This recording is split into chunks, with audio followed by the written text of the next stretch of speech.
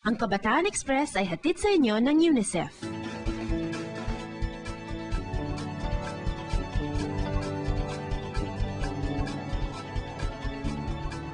Basta't may tiyaga, may nilaga. Basta't may determinasyon, may destinasyon. Ilang beses na itong nasubukan at napatunayan at kahit para sa may kapansanan, pasok pa rin ang kasabihang ito. Sa susunod na ulat, isang lalaki ang binansagang incredible dahil sa kanyang pambihirang talento. At kahit madilim ang mundo niya, liwanag at inspirasyon ang naibibigay niya sa mga nakakakilala sa kanya. Kilalanin natin ang Incredible Blind Man sa ulat ng Camarines Norte Bureau.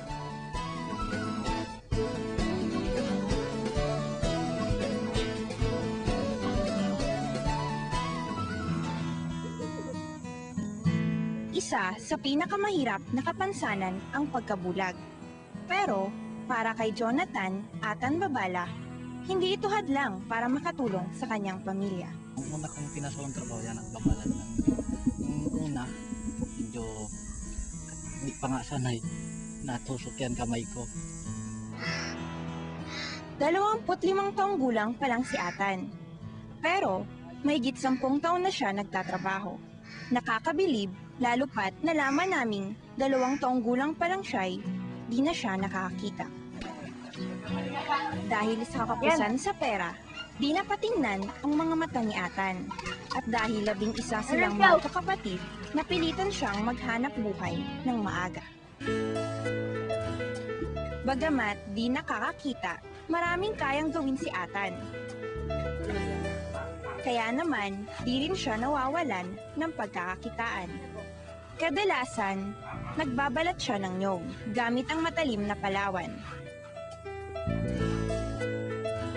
Pero, binibigyan din siya ng mga kasama niya sa barangay ng ibang mga gawain tulad ng paghuhukay ng balon, paglalagay ng bubong na pawid, pagsisibak, at paggagamas.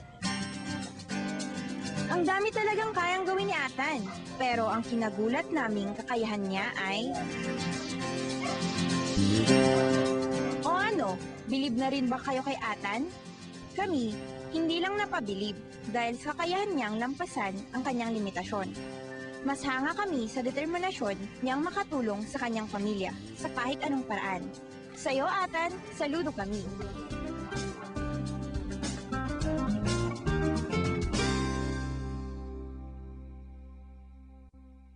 Ang Kabataan Express ay hatid sa inyo ng UNICEF.